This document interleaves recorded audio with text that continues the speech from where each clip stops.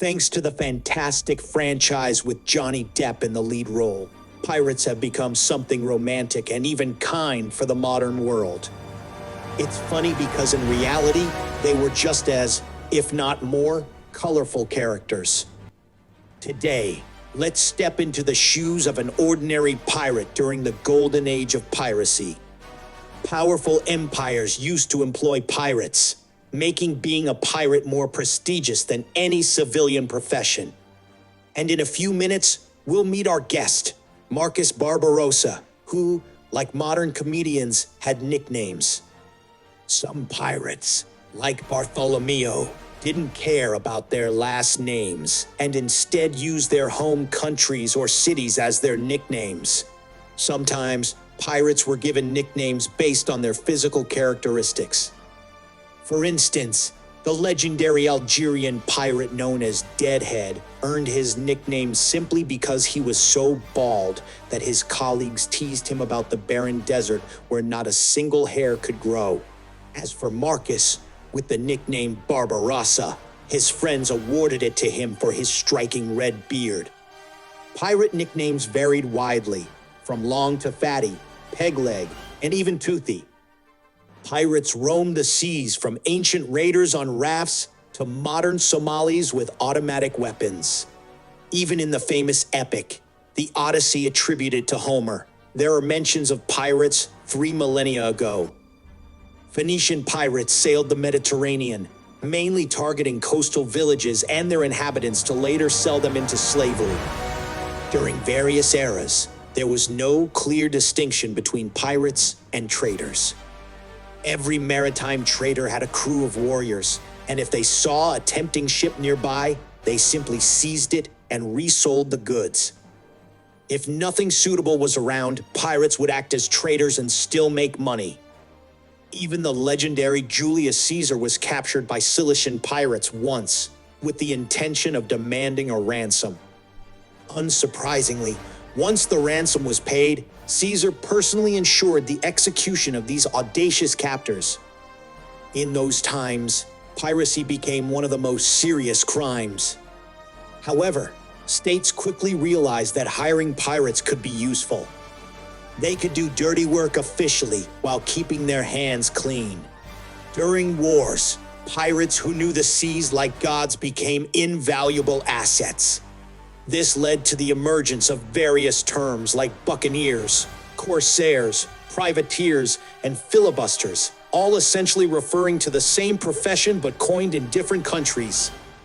France, the Netherlands, England, and other nations legalized piracy. During wars, they gave pirates instructions on which ships to attack, and these pirates, armed with official documents, could enter state ports and resupply without trouble. They were highly respected individuals. Hundreds of cases exist where pirates transition to official naval service, holding high positions. One bright example is Sir Francis Drake, an English pirate who raided Spanish ships. He once sent Queen Elizabeth a modest gift of 2 years' worth of an entire country's revenue. In return, Francis was knighted and made an honorary citizen of England.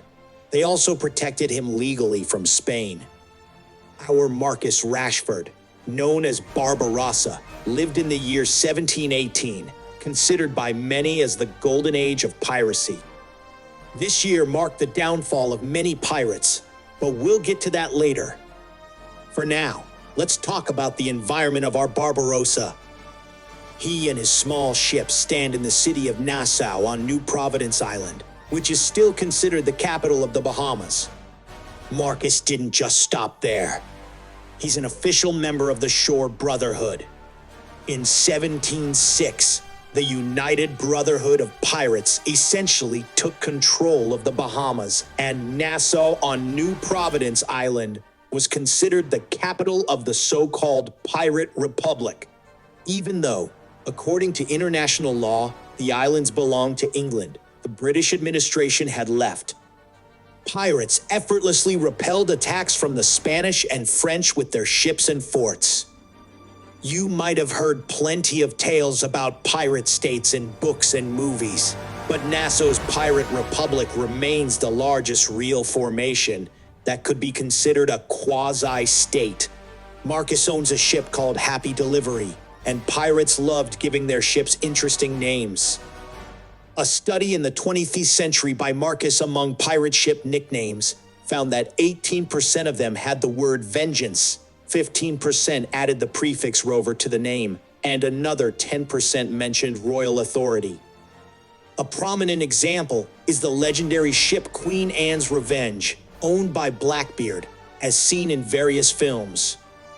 As you can tell from the name, it immediately implies both a place and a queen. Such names were often chosen to psychologically affect victims. Marcus's ship is not an exception. It accommodates 10 times fewer people than the aforementioned Queen Anne's Revenge and has a crew of just 30. But the beauty of its small size is that it makes boarding much quicker. Barbarossa and his crew simply take the necessary ship and walk on board, often through the enemy's hull. Hence the name Happy Delivery, which often instills fear in opponents. They have little time to prepare, and hitting such a tiny ship with a cannon is nearly impossible. Now, let's talk about pirates' appearance. In movies like the Pirates of the Caribbean series, costumes and the look of pirate crews are portrayed quite accurately. Their bodies were often covered in a sea of tattoos, and not just for aesthetics. In those times, criminals were often branded. For instance, the Spanish used to burn the letter P on a person's body, crowned with a crown. The French used bourbon lilies, and the English marked their felons with anchors or frequently changing crests. It's safe to assume that Marcus's crew is composed of about 80% criminals, and tattoos were their way of concealing the marks of their past. Pirates were also incredibly superstitious, carrying amulets, talismans, and lucky charms. Every respectable corsair had something similar. A lead bullet encased in silver or gold to protect against treacherous bullets. A bear's tooth ensured safe return home, and Neptune's anchor aided navigation. They believed that a small battle axe almost guaranteed victory in future battles.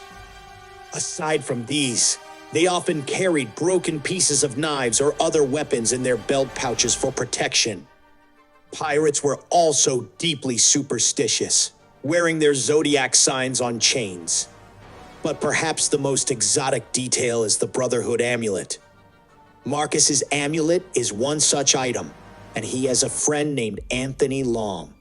The amulet is a small cactus vessel with a drop of a fellow pirate's blood who you consider a brother. Pirates exchanged blood, sealed the vessel with wax, and said their goodbyes. If Marcus ever receives an amulet from a comrade, it means he must drop everything and rush to their aid. Although the Pirate Brotherhood was no joke, Marcus's ship doesn't fly the traditional Jolly Roger flag. Instead, it sports the standard flag of England, and in the hold, there are also French, Dutch, and a few other significant flags. But, along with those, there's a red flag adorned with skulls, bones, and other macabre imagery. You see, the well-known black and white Jolly Roger flag wasn't registered in the Oxford Dictionary until 1724. This is entirely explainable, as sailing under it in open waters was akin to painting a target on your own head. In most cases, pirates sailed under the flags of their respective countries because many had licenses from their governments. This lowered the chances of getting hit by cannon fire. Marcus, like other pirates, may have had education and wit. However, being a pirate wasn't just about adventure and treasure hunts. It required cunning and resourcefulness, and the chance of winning by striking suddenly was always the highest. That's why our Marcus often approaches Spanish ships under the Spanish flag, so that no one suspects a thing. Moreover, prominently displayed on his ship is a code signed by all crew members. One of the first to adopt such a practice was the legendary pirate, Henry Morgan, who became notorious for his brutal raids. In the end, he found favor with the English authorities and even became the vice governor of Jamaica, all thanks to a code of conduct, violation of which was sometimes fatal. Every captain could create their own code, and here, the movies like Pirates of the Caribbean got it a bit wrong.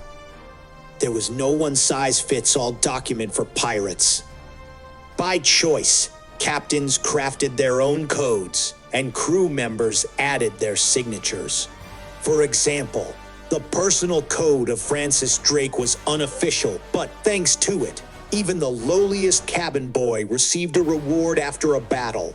Often, Captain Drake remained at a loss himself, just to encourage every member of his crew. Of course, there are a couple of myths about pirates. Perhaps the most widespread is the idea that they were always drunk. It's true that fellows like our Barbarossa loved a good drink, but on most ships at sea, there was a dry law in effect. The work of a pirate was far from simple and required concentration. A drunk crew could send the ship to the depths in the first storm. The same applies to gambling. Pirates loved it, but, like with alcohol, it was mostly limited to stops in ports and entertainment ashore. On the ships, a well-functioning crew was like a well-oiled machine, with each member knowing their place. Eye patches were a thing too, but scientists tend to believe that pirates used them to adapt one eye to the darkness of the ship's hold quickly. Let's not forget about treasures. Life as a pirate wasn't exactly a long one, and saving for the future was pointless. Now, let's talk about that pirate republic in the Bahamas where our Marcus finds himself. In 1706, a curious situation unfolded. The major wars between states had ended, and they realized it was much cheaper to negotiate at the table than send troops to the sea. A large group of pirates gathered in the Bahamas, effectively forming a small state. The legendary Edward Teach, better known as Blackbeard, is considered its most famous resident. There were about a dozen other powerful corsairs on the islands, all united by one thing: freedom. Our Barbarossa raided ships and knew he could return home to rest and recuperate. The trouble was that the Pirate Republic had no ruler. On paper, Benjamin Hornyguy was considered the leader, but in reality, the position meant nothing. There were no laws, ships, or anything beyond the realm of pirate freedom. When, in 1717, England remembered that it legally owned the islands and decided to fight for independence, no one among the Englishmen could have known the pirates would rather die than bend the knee. In the end, a vast majority of the pirates and rebels either became subjects of the British Empire or went underground. What choice Marcus made remains a mystery for you to ponder in the comments. However, despite all the horrors, pirates were, if anything, honest folk. Not those animals currently roaming the seas, mind you. We're talking about the old school, hardcore pirates. They had more logic than the states did. For instance, a ship's crew could easily send their captain packing and choose a new one. Can the same be said for a military vessel? Definitely not. Regardless of how foolish a leader was, people were forced to listen and obey.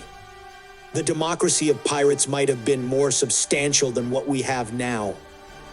To sum it up, romanticizing their image wouldn't be fair, as in reality, they were murderers and robbers.